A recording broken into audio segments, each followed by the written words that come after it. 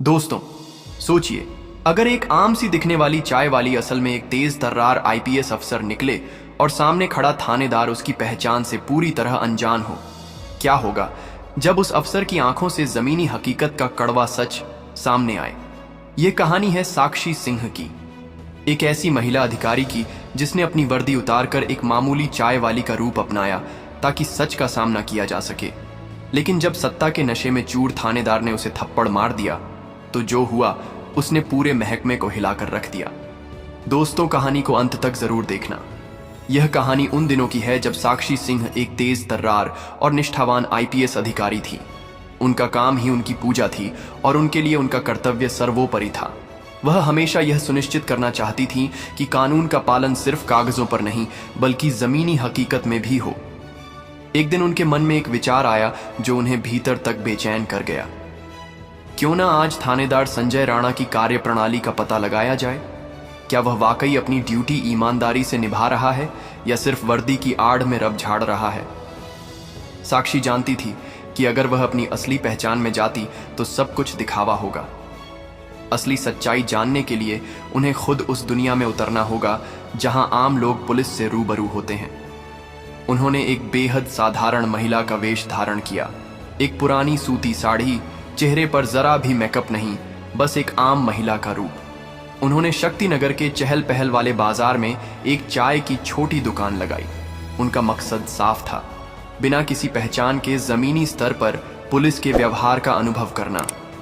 वह मुख्य बाजार मार्ग के किनारे अपनी चाय की छोटी सी स्टॉल पर बैठी थी। सुबह की भागदौड़ में लोग चाय पीने आते और साक्षी सबकी बातें सुनती, उनके हाव भाव देखती। धूप सिर पर थी और रोजमर्रा की जिंदगी का संघर्ष उनकी आंखों में झलक रहा था, ठीक वैसे ही जैसे किसी आम चाय बेचने वाली की आंखों में होता है। तभी एक चमचमाती सरकारी जीप पास से गुजरी। उसमें से थानेदार संजय राणा अपनी वर्दी के रब में चूर बाहर आया। उसकी नजर साक्षी पर पड़ी, लेकिन उसने उसे सिर्फ एक और मामूली चाय वाली समझा। उसके चेहरे पर एक हल्की अहंकारी मुस्कान आई, जैसे वह अपनी शक्ति का मजा ले रहा हो। पर साक्षी ने कोई प्रतिक्रिया नहीं दी।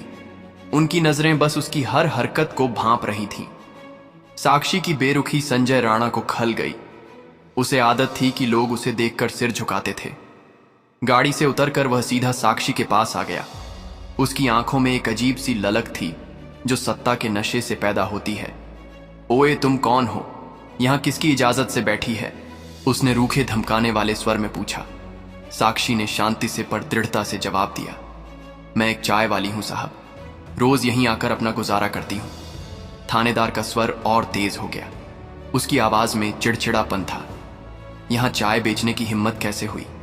यह मेरा इलाका है, जो मैं कहूंगा वही होगा। चल हटा अपनी दुकान यहां से।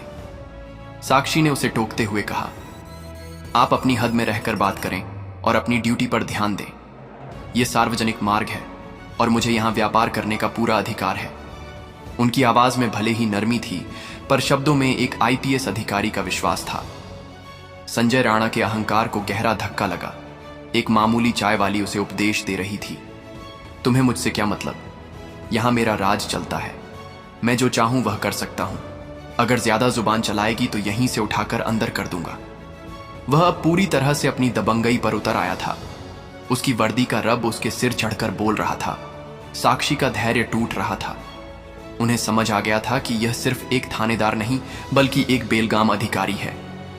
उन्होंने दृढ़ता से संजय राणा को एक जोरदार धक्का दिया और उसे वहां से जाने के लिए कहा, अपनी हद में रहो वरना इसका अंजाम अच्छा नहीं होगा। थानेदार का गुस्सा अब 7वें आसमान पर था। उसे जिंदगी में कभी किसी ने ऐसा जवाब नहीं दिया था। बिना कुछ सोचे समझे उसने अपने हाथ की ताकत का इस्तेमाल किया और साक्षी के गाल पर एक जोरदार थप्पड़ जड़ दिया। थप्पड़ की आवाज से आसपास के कुछ लोग भी सकते में आ गए, लेकिन डर के मारे किसी ने आवाज नहीं उठाई। साक्षी को गहरा सदमा लगा। उनके गाल पर हाथ रखते हुए उनकी आंखें गुस्से से लाल हो गईं। यह सिर्फ एक थप्पड़ नहीं था, यह कानून के अपमान का थप्पड़ था। आम जनता पर एक अत्याचार था। वह समझ गई कि संजय राणा का व्यवहार पहले से कहीं ज्यादा खराब हो गया था और अब उसे सबक सिखाना निहायत जरूरी था। आपको इसका परिणाम भुगतना होगा संजय राणा। साक्षी ने ठंडे पर कड़क लहजे में कहा। उनकी आवाज में एक अजीब सी खामोशी थी, जो तूफान से पहले की खामोशी होती है। संजय राणा ने उसकी बात पर जोर से ठाका लगाया। तुम क्या कर लोगी? तुम्हारी औकात क्या है? एक मामूली चाय वाली। जा अपना काम कर, यहां मेरा राज चलता है। उसकी हंसी में अहंकार और उपहास था। साक्षी ने उसकी धमकियों पर जरा भी ध्यान नहीं दिया। उनका दिमाग तेजी से काम कर रहा था। उन्होंने शांति से अपना स्मार्टफोन निकाला और एक नंबर डायल किया। वह हमेशा से सावधान थी और इस पूरी घटना को उन्होंने अपने फोन में वीडियो रिकॉर्डिंग के जरिए कैद कर लिया था। हर अपशब्द, हर धमकी और थप्पड़ की पूरी घटना रिकॉर्ड हो चुकी थी। अब वह इस मामले को आगे बढ़ाने के लिए पूरी तरह तैयार थी। आपके खिलाफ सख्त कानूनी कार्रवाई की जाएगी, थानेदार संजय राणा, साक्षी ने कहा। उनकी आवाज में अब एक पुलिस अधिकारी की गंभीरता थी, जो वर्दी में ना होते हुए भी अपने पद का पूरा मान रखती थी। संजय राणा का चेहरा पीला पड़ गया। उसकी हंसी गायब हो चुकी थी। उसे एहसास हुआ कि उसने कितनी बड़ी गलती कर दी है। ये चाय वाली कोई मामूली औरत नहीं थी, लेकिन अभी भी वह अपनी गलती मानने को तैयार नहीं था। उसकी अकड़ बाकी थी। तुम मुझे धमकी दे रही हो? उसने लड़खड़ाती आवाज में पूछा। साक्षी ने उसकी बात को अनसुना कर दिया और अपने रास्ते पर आगे बढ़ गई। वह जानती थी कि अब इस मामले को शीर्ष अधिकारियों तक पहुंचाने का समय आ गया है। उन्होंने तुरंत अपने उच्च अधिकारी डीआईजी प्रकाश राव से संपर्क किया। प्रकाश राव अपनी ईमानदारी, न्यायप्रियता और निष्पक्षता के लिए जाने जाते थे। साक्षी ने उनसे मिलने का समय लिया और सारी घटना विस्तार से बताई। उन्होंने प्रकाश राव के सामने पूरी वीडियो रिकॉर्डिंग भी पेश की। प्रकाश राव ने ध्यान से पूरी बात सुनी। जब उन्होंने वीडियो देखा तो उनका चेहरा गुस्से से लाल हो गया। एक पुलिस अधिकारी का ऐसा व्यवहार, खासकर एक महिला के प्रति, उन्हें बर्दाश्त नहीं था। साक्षी, हम इस मामले को बहुत गंभीरता से लेंगे। ये सिर्फ एक थप्पड़ नहीं है, ये पुलिस बल की गरिमा पर हमला है। थानेदार संजय राणा के खिलाफ कड़ी से कड़ी कार्रवाई की जाएगी। रिकॉर्डिंग देखने के बाद प्रकाश राव का गुस्सा और बढ़ गया।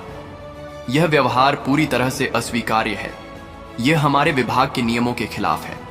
हम उसे तुरंत निलंबित करेंगे और उसके खिलाफ एक विस्तृत विभागीय जांच शुरू करेंगे। साक्षी ने डीआईजी प्रकाश राव को धन्यवाद दिया और कहा, सर, मैं बस इतना चाहती हूं कि इस मामले में न्याय हो। संजय राणा को उसकी की सजा मिलनी चाहिए, ताकि भविष्य में कोई अधिकारी अपनी वर्दी का ऐसा दुरुपयोग न करे। डीआईजी प्रकाश राव ने साक्षी को आश्वासन दिया कि वह न्याय सुनिश्चित करने के लिए हर संभव प्रयास करेंगे। उन्होंने तुरंत संजय राणा को निलंबित करने के आदेश जारी किए और उसके खिलाफ विभागीय जांच शुरू की गई। पूरे पुलिस महकमे में यह खबर आग की तरह फैल गई और संजय राणा के सहयोगी भी हैरान रह गए। जब संजय राणा को पता चला कि उसके खिलाफ विभागीय जांच और साथ ही आपराधिक मामला भी शुरू हो गया है, तो वह बुरी तरह घबरा गया। उसके माथे पर पसीना आ गया। उसने अपने वरिष्ठ अधिकारियों से बात करने की कोशिश की, लेकिन किसी ने उसकी कॉल का जवाब नहीं दिया। सब उससे दूरी बनाए हुए थे। उसने तुरंत अपने वकील श्री शर्मा से संपर्क किया और गिड़गिड़ाते हुए कहा, मुझे इस मामले में बचाना होगा सर। मेरी नौकरी और इज्जत दोनों दांव पर हैं। श्री शर्मा ने कहा, संजय, हम आपकी पूरी सहायता करेंगे, लेकिन आपको यह समझना होगा कि आपके खिलाफ सबूत बहुत मजबूत हैं, खासकर वह वीडियो रिकॉर्डिंग।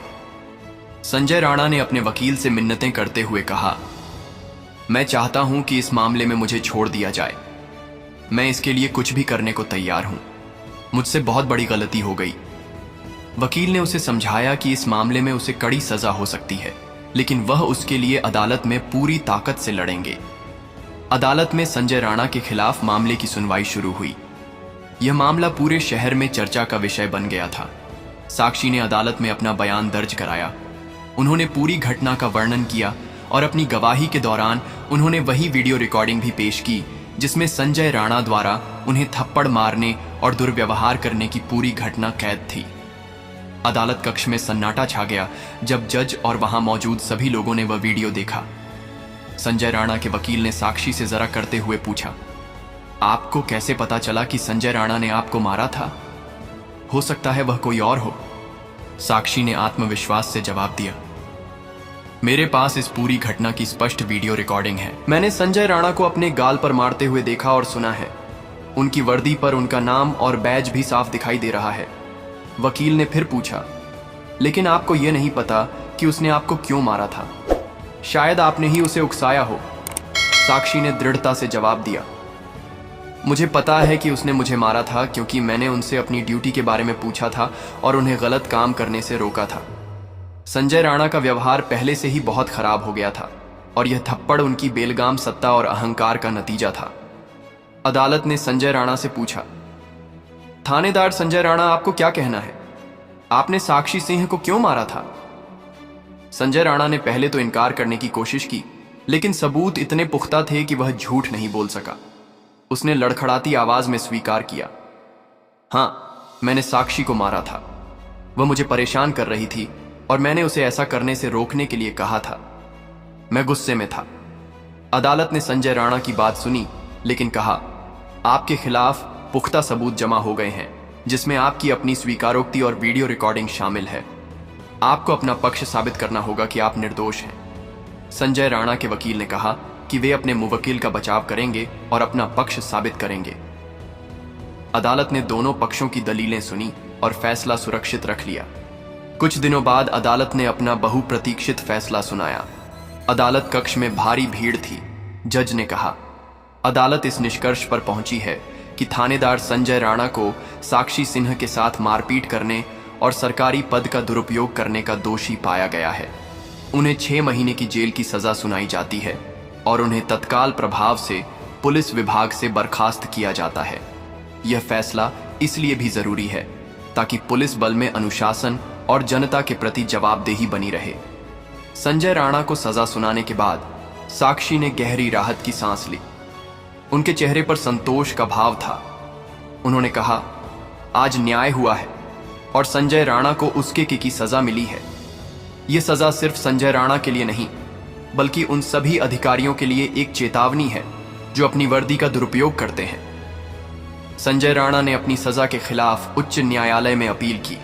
उसने कहा, मुझे लगता है कि अदालत ने फैसला सोच समझकर नहीं लिया है और मैं अपनी सजा के खिलाफ अपील करना चाहता हूं।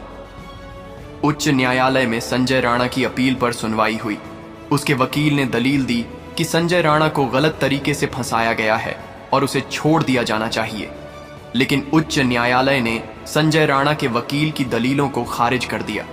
न्यायालय ने कहा, संजय राणा के खिलाफ पूरे सबूत हैं और हमें लगता है कि निचली अदालत का फैसला पूरी तरह से सही और न्याय संगत है। अपील खारिज की जाती है। उच्च न्यायालय से भी झटका लगने के बाद संजय राणा ने अपनी सजा को स्वीकार कर लिया और जेल में अपनी सजा पूरी करने के लिए तैयार हो गया। साक्षी सिंह की यह कहानी ईमानदारी, साहस और न्याय की जीत का प्रतीक बन गई। यह कहानी पुलिस बल में ईमानदारी और निष्पक्षता के महत्व को दर्शाती है और यह भी कि कैसे एक व्यक्ति, चाहे वह किसी भी पद पर हो, अपने साहस और दृढ़ संकल्प से अन्याय के खिलाफ खड़ा हो सकता है और उसे हरा सकता है। तो दोस्तों, आपको यह कहानी कैसी लगी है? उम्मीद करते हैं कि अच्छी लगी होगी। अगर अच्छी लगी हो तो प्लीज हमारे चैनल स्टोरी बुक को सब्सक्राइब और वीडियो को एक लाइक जरूर कर दीजिएगा, जिससे हमारा हौसला और भी बढ़ता रहे।